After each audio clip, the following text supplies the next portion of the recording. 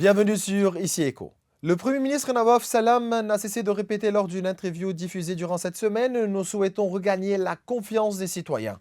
Reconnaissant l'ampleur de la souffrance endurée par les Libanais du fait de la crise financière et économique, de l'explosion du port de Beyrouth et de la guerre entre Israël et le Hezbollah. M. Salam a aussi mis en exergue d'autres causes de déception, voire de désespoir pour les Libanais, en l'occurrence la décrépitude de l'administration publique et le discrédit du pouvoir judiciaire. Autant de raisons qui ont incité plus de 75% des jeunes à l'émigration, selon les statistiques auxquelles M. Salam a eu recours pour souligner l'intensité du mal populaire et la gravité de la situation. D'autre part, plusieurs cérémonies de passation de pouvoir ont eu lieu cette semaine entre anciens et nouveaux ministres. Le ministre des Finances, Yassine Jaber, a appelé à la coopération pour accomplir toutes les tâches nécessaires au redressement du pays. Lors de la cérémonie de passation de pouvoir, il a déclaré: le Liban a désormais emprunté le chemin qui mène à l'établissement d'un État de droit. Nous sommes déterminés à mener à bien les réformes économiques et financières nécessaires pour que le Liban puisse regagner la confiance de toutes les parties prenantes et d'interpeller les pays arabes pour un soutien dans cette phase difficile.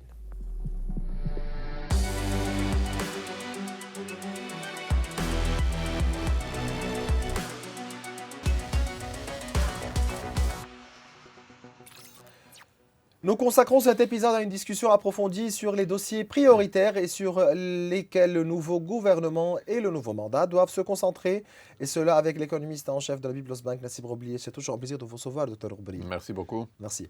Donc voilà, juste pour dire que M. Salam a passé en revue plusieurs pratiques qui ont fait perdre au Liban des occasions pour concrétiser son redressement plus tôt. M. Salam a affirmé qu'il s'agit d'un gouvernement fondateur chargé de mettre le pays sur la voie qui mène vers la consécration de l'État.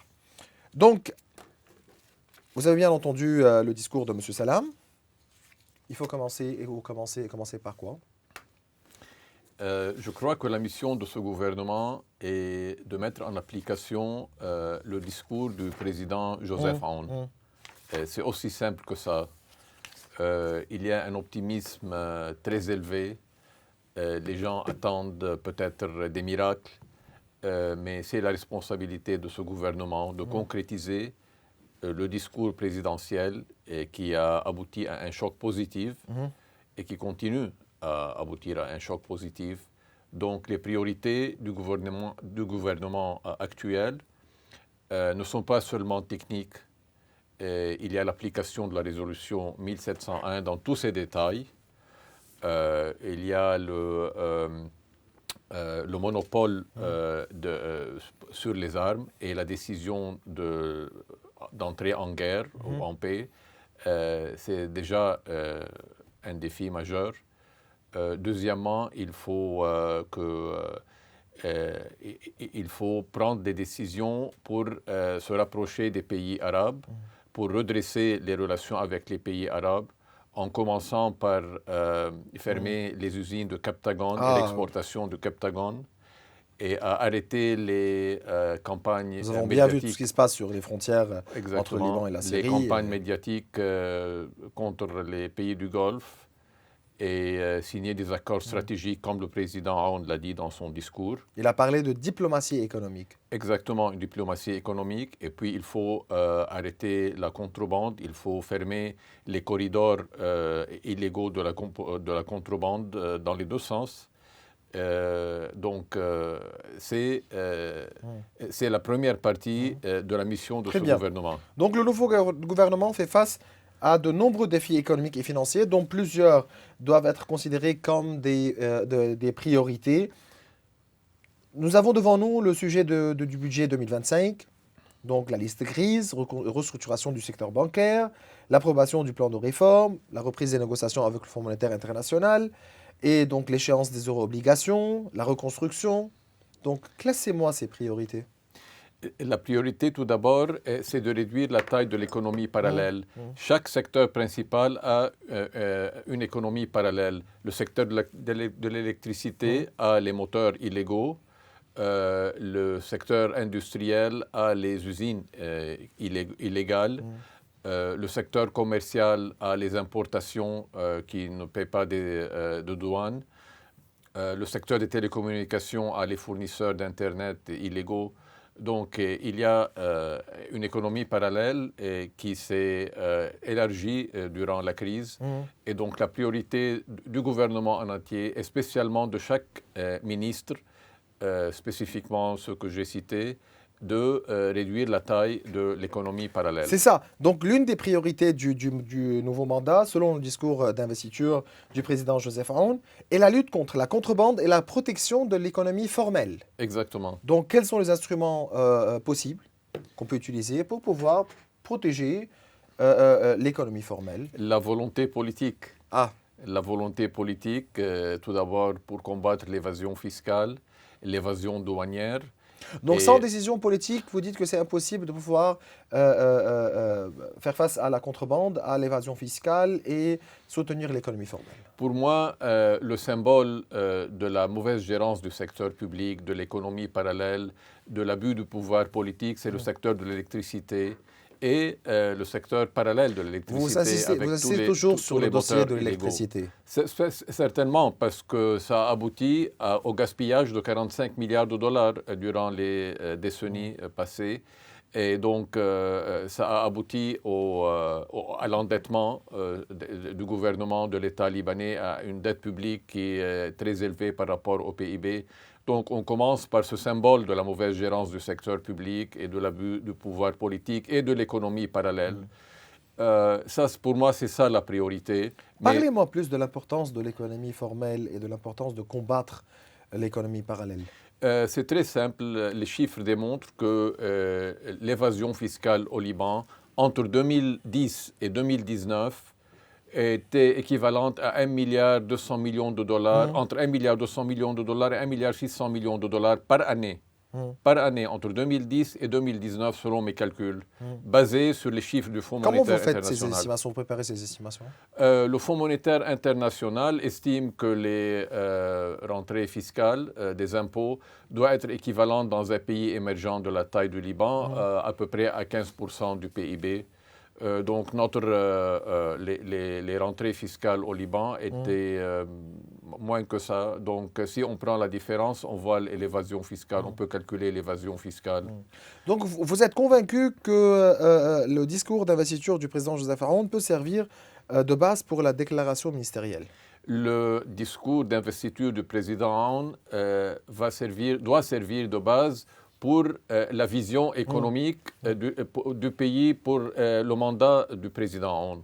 Et donc, toutes les décisions, je crois, doivent être une traduction de ce discours-là. Les décisions économiques, mais aussi les décisions qui sont reliées à l'économie. Comme j'ai dit, contrôler les frontières, l'application de la décision 1701 dans tous ses détails. Aussi, le discours du président Joseph Aoun, durant ce discours, il a insisté sur le monopole de port d'armes. Exactement. Quelle corrélation existe entre le monopole de port d'armes et la relance économique? Le monopole des ports d'armes est un symbole de confiance.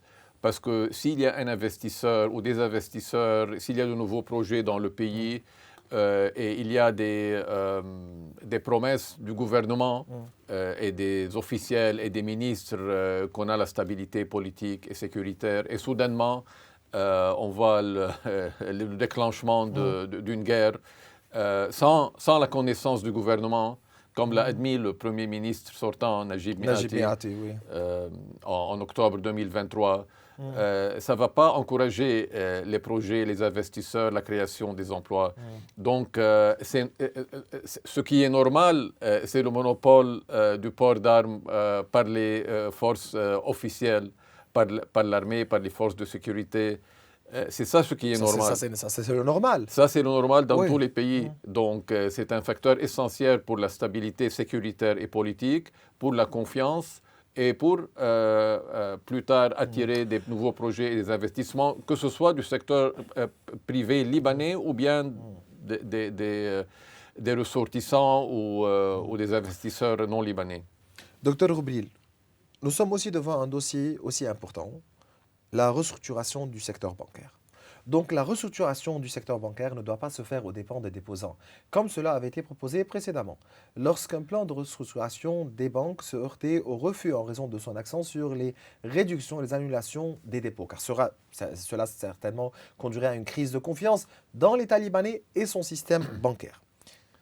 Comment restructurer le secteur bancaire libanais? La restructuration du secteur bancaire n'est pas le but. La restructuration du secteur bancaire doit avoir pour objectif, tout d'abord, trouver une solution adéquate pour les dépôts et pour les déposants. Et deuxièmement, relancer l'activité bancaire pour financer de nouveau l'économie, spécialement le secteur privé et les ménages. Donc, les plans qui ont été présentés dans le passé n'ont pas généré un consensus tout d'abord. Et deuxièmement, je crois que si elles ont été mises en application, ces plans n'auraient pas engendré la confiance. Donc pour moi, les solutions qui disaient qu'il faut rembourser jusqu'à $100 000 sur 11 à 15 ans doivent être changées pour rembourser les $100 000 immédiatement. Pour les déposants, les dépôts jusqu'à $100 000. Et les moyens existent entre les banques, la Banque du Liban et l'État. Et un exemple, les avoirs en devises de la Banque du Liban. Les avoirs en devises liquides ont atteint 10,4 milliards de dollars fin janvier. Les réserves en or ont atteint approximativement 26 milliards de dollars. C'est une augmentation de 5 milliards de dollars seulement en 2024. C'est une augmentation de 72% depuis fin 2019. Il valait 15 milliards de dollars en fin 2019. Donc, c'est à peu près 36 milliards de dollars de réserves en devises. On doit commencer à discuter de façon sérieuse et approfondie l'utilisation de cet or. Nous sommes dans un environnement propice pour commencer à discuter comment on peut utiliser cet or-là, ces réserves en or, parce que ces réserves en or existent pour les utiliser durant les crises. Ils n'existent pas pour les regarder.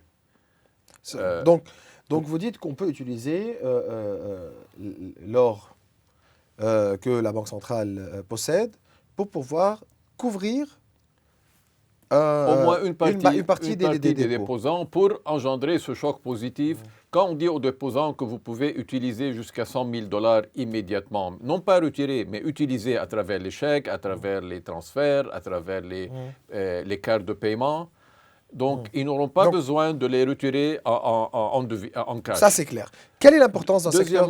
Oui. Deuxièmement, les dépôts qui sont qui dépassent les $100 000, il faut trouver une solution aussi adéquate pour encourager ces déposants ou bien ces actionnaires dans les banques de participer à la recapitalisation du secteur bancaire. Sinon, les actionnaires actuels ou bien les investisseurs potentiels ne vont pas être encouragés à participer à la recapitalisation du secteur bancaire. Donc, c'est une idée à considérer et on ne peut pas dire aux déposants on va vous rembourser $100 000 sur 11 ans ou 15 ans et espérer que la confiance des déposants dans le système en entier, non seulement dans le système bancaire, va augmenter ou va revenir. Si vous permettez cette question. Certains membres de ce gouvernement ont joué un rôle dans les plans économiques élaborés précédemment, y compris le plan Lazare. Sommes-nous face à un nouveau scénario visant à effacer les dépôts? Est-ce que on est face à un gouvernement similaire à celui de Hassan Diab en ce qui concerne l'approche de la restructuration des banques et l'effacement, l'élimination des dépôts? Moi, je croyais que le plan Hassan Diab a été enterré avec son gouvernement. Et je serais choqué si on retourne à cette formule-là. Tout se cible aux alentours du fossé financier à la Banque du Liban, n'est-ce pas? Que ce soit le plan de Hassan Diab ou le plan du gouvernement Miati. Donc ce fossé s'est rétréci à cause de l'augmentation des avoirs en or de la Banque du Liban, à cause de l'augmentation de ses réserves en devises et à cause de l'élargissement du PIB. Aujourd'hui, le PIB est à 30 milliards de dollars. Il n'est plus à 20 ou 21 milliards de dollars. Et il est au moins à 30 à 32 milliards de dollars en 2024 à cause de l'effet inflationniste. Donc, entre l'élargissement du PIB et l'augmentation des réserves en devises et en or de la Banque du Liban, ce fossé financier s'est rétréci. Au lieu de parler, comme le premier plan du gouvernement Miati, d'enrayer 60 milliards de dollars du bilan de la Banque du Liban. Qui ne sont que les dépôts des banques. Exactement. Et donc les dépôts des déposants. Tout d'abord, le Conseil d'État a émis une décision depuis 1 an exactement qui dit que ce n'est pas constitutionnel d'enrayer les dépôts, que ce soit de la part du Parlement ou du pouvoir exécutif ou de n'importe quel pouvoir constitutionnel au Liban. Deuxièmement, le plan Miati envisageait enrayer 60 milliards de dollars du bilan de la Banque du Liban et 60 milliards de dollars des dépôts bancaires en devises. Mais avec l'augmentation des réserves en devises et en or de la Banque du Liban, ces 60 milliards de dollars sont rétrécis. Maintenant, c'est à peu près 23 milliards de dollars. Donc, on peut trouver une solution à ces 23 milliards de dollars sans même penser d'enrayer les dépôts. Donc, la solution est plus facile aujourd'hui si il y a volonté de trouver une solution valable. Mais si on possède la même mentalité, si on est devant la même mentalité qui existait durant le gouvernement de Hassan Diab, c'est une catastrophe.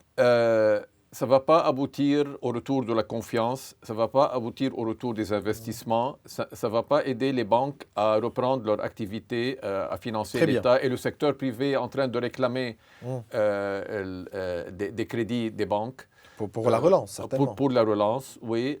Donc, la priorité, c'est la confiance et le retour de la confiance. Et toute décision, tout plan qui n'a pas le retour de la confiance comme priorité va échouer. Claire. En mars 2025, la période de grâce de 5 ans dont bénéficient les émetteurs d'eurobonds prendra fin. Et les détenteurs d'eurobonds pourront porter plainte contre l'État libanais pour garantir leurs droits sur les montants dus.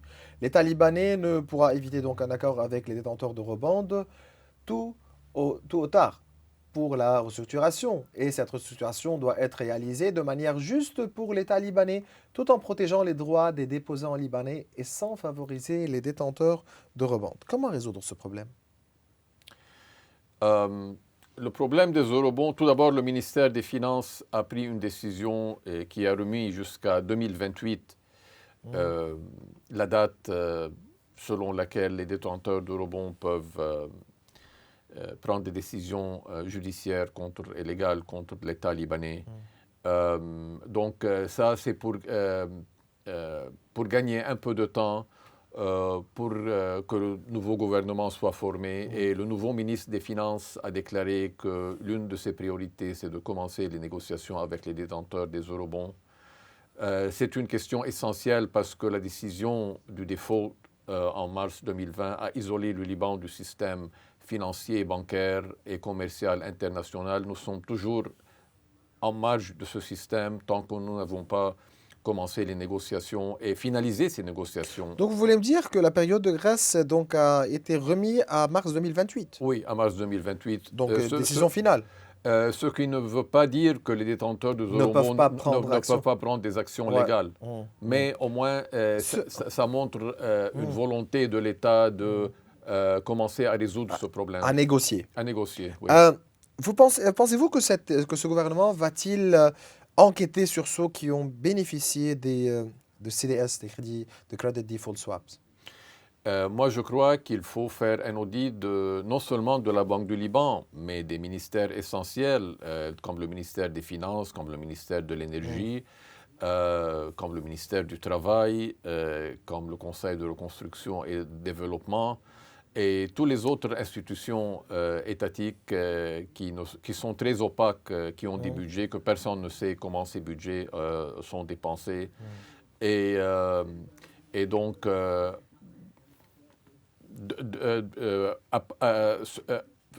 on peut certainement faire un audit, une investigation sur ceux qui ont bénéficié. Vous êtes convaincu qu'il y a des personnes qui ont bénéficié Mais des certainement, institutions, certainement, il y a des personnes qui ont déclaré publiquement qui ont bénéficié des Credit Default Swaps. Donc certainement, si on veut être consistant en ce qui concerne la transparence et la responsabilité, certainement il faut investiguer, il faut commencer une investigation et être très précis et très transparent. Donc, pour mettre en œuvre ce plan, donc, il est essentiel de former une équipe gouvernementale compétente dans ces affaires, ayant les pouvoirs nécessaires pour parvenir à un accord qui protège les droits de l'État libanais et ceux des déposants. Donc, vous êtes d'accord? Certainement. Et les négociations qui vont être entamées de nouveau avec le Fonds monétaire international doivent prendre en considération les priorités du Liban et non seulement les conditions du Fonds monétaire.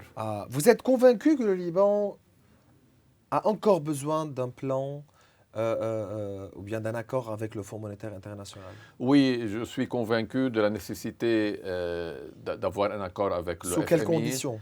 Avec le FMI, parce que l'accord avec le FMI n'est pas seulement pour les 3 milliards les 3 milliards ou 4 milliards de dollars, c'est pour la crédibilité que cet accord avec le Fonds monétaire international donne à n'importe quel plan de réforme. Mais vous dites quoi à propos des négociations qui ont eu lieu durant au cours du gouvernement, durant le gouvernement de de Najib Mikati, avec le vice-premier ministre Saad Echemi, etc. Donc, sous quelles conditions il faut signer cet accord avec le Fonds monétaire? La dernière visite de la mission du Fonds monétaire au Liban était en mai dernier.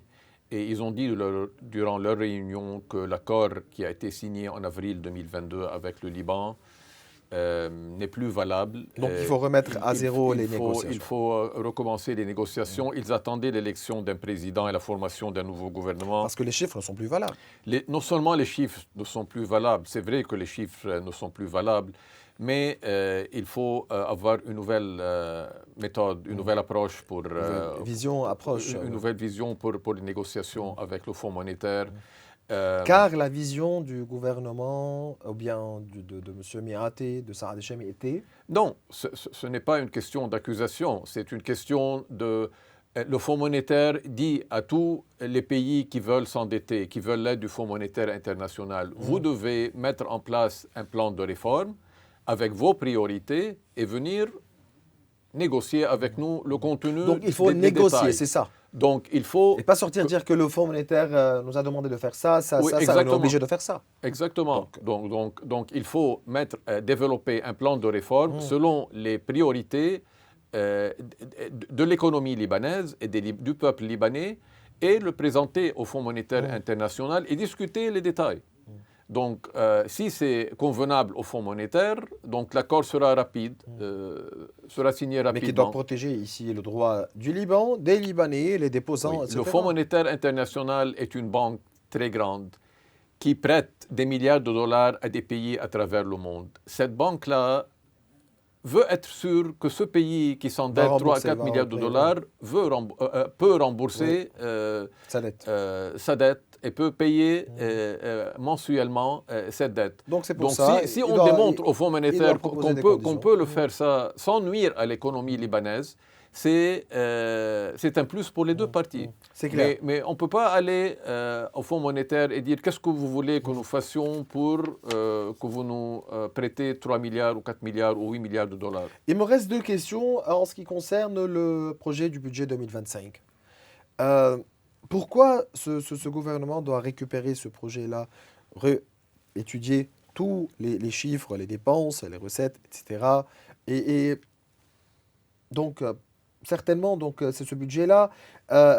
Certains estiment que le budget, dans sa forme actuelle, représente un danger pour le trésor public de l'État, qui devra donc emprunter à l'étranger, mais ce financement est actuellement inaccessible en raison du défaut de paiement.